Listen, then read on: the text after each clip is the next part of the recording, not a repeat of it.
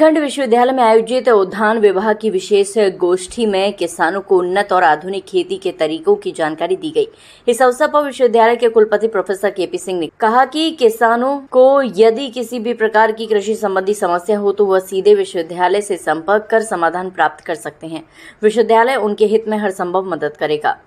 गोष्ठी के मुख्य अतिथि उत्तर प्रदेश सरकार के उद्यान मंत्री दिनेश प्रताप सिंह ने उद्यान विभाग की 50 वर्षों की उपलब्धियों पर प्रकाश डाला। उन्होंने कहा कि इस विभाग ने किसानों को खेती के नए दृष्टिकोण से जोड़कर उनकी दशा और दिशा दोनों बदल दी है। मंत्री ने कहा कि उत्तर प्रदेश के किसानों को पश्चिमी उत्तर प्रदेश के किसानों से सीखने की जरूरत है, क्योंकि वहां के किसान लगातार नए प्रयोग कर रहे हैं और सरकार का मान बढ़ा रहे हैं।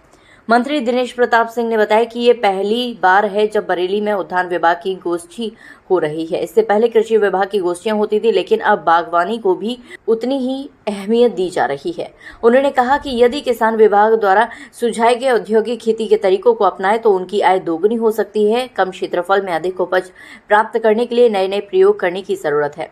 मंत्री ने उदाहरण देते हुए बताया कि हापुड़ का एक किसान 1 एकड़ खेत में शिमला मिर्च की खेती पर एक सीजन में 15 लाख रुपए कमा रहा है।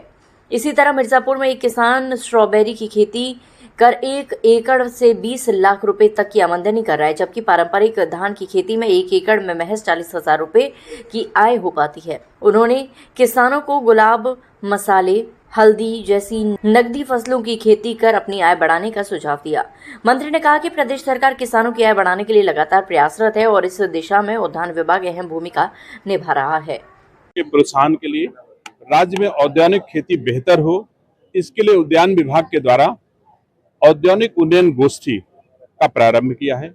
इसके पहले औद्यानिक गोष्ठी नहीं होती थी। 50 वर्ष उद्यान विभाग ने अपने पूरे किए और इस 50 वर्ष के पूरे करने पर हम लोग जो है औद्यानिक उन्नयन गोष्ठी का आयोजन कर रहे हैं। इसके माध्यम से मैं उम्मीद करता हूं कि हमारे राज्य के किसानों की पारंपरिक खेती में डाइवर्सिफिकेशन होगा और बेहतर खेती हम लोग कर पाएंगे। कम क्षेत्रफल में अधिक मूल्य की उपज अगर उगाई जा सकती है और अधिक मूल्य प्राप्त किया जा सकता है तो औद्यानिक क्षेत्र में ही हो सकता है।